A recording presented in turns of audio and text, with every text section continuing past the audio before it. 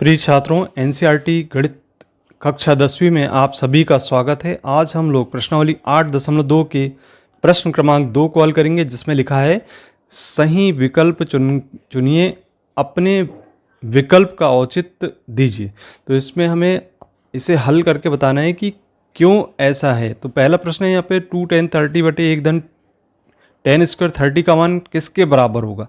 तो यहाँ पर सबसे पहले तो 2 10 30 की जब बात कर रहे हैं यहाँ पे, तो 10 30 का मान रखेंगे ये इस सारणी के अनुसार। तो आप देख रहे हैं यहाँ पे 10 30 का मान यहाँ पे 1 बटे कर्णी 3 के बराबर है।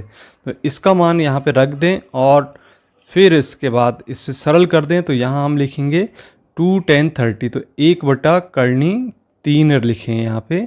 पुनः यहाँ पे 1 धन 1 बटे कर्णी 3 की घात 2 लिखें और इसे सरल करें। अब देखें क्या होता है, यहाँ पे 2 बटे कर्णी 3 आ गया और इसी प्रकार से 1 धन यहाँ पे 1 का वर्ग 1 के बराबर और कर्णी 3 का वर्ग 3 के बराबर होगा।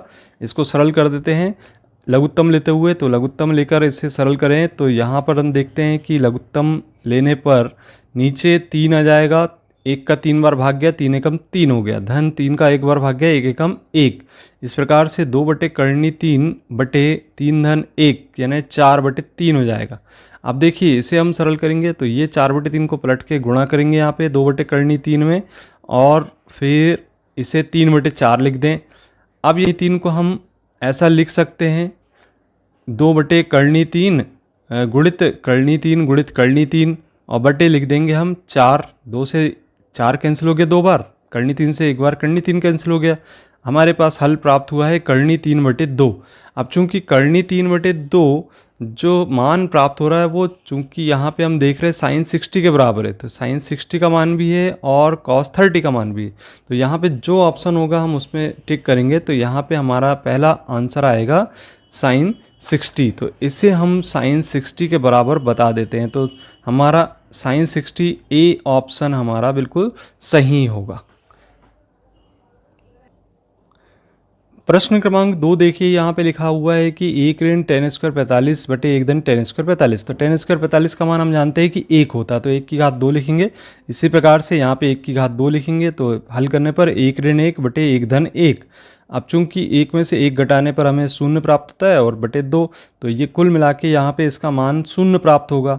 अब जब 0 प्राप्त हुआ तो इसका जो डी आंसर है ऑप्शन है, आप देख रहे हैं ये बिल्कुल सही होगा।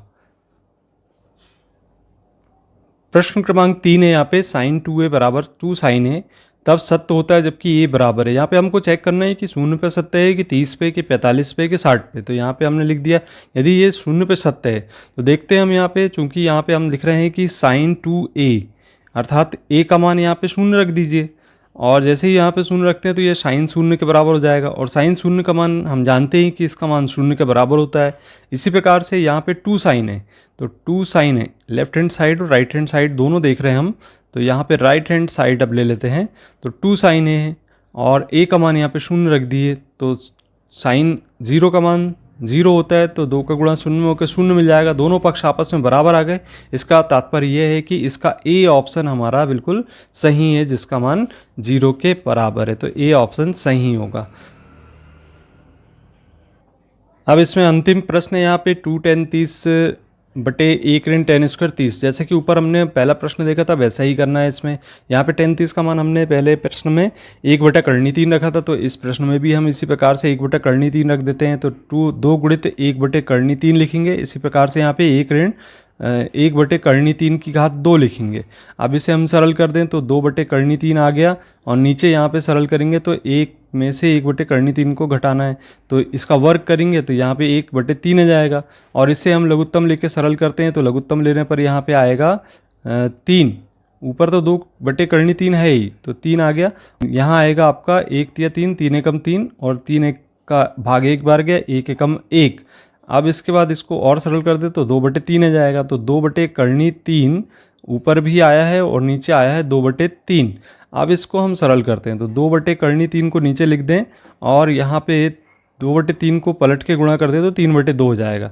अब जैसे कि हमने कहा था कि 3 को हम कर्णी 3 गुणित कर्णी 3 लिख दें, ठीक, और ये 2 से 2 कैंसिल कर दें, कर्णी 3 से कर्णी 3 कैंसिल हो जाए, तो कर्णी 3 जो मान होता है वो 1060 का होता है। तो 1060 जो ऑप्शन है आपका यहाँ पे सी ऑप्शन आपका बिल्कुल सही होगा। तो ये सी ऑप्शन आप यहाँ पे देख रहे हैं, यह हमारा सी ऑप्शन यहाँ पे 1060 के बराबर होगा, बिल्कुल सही है।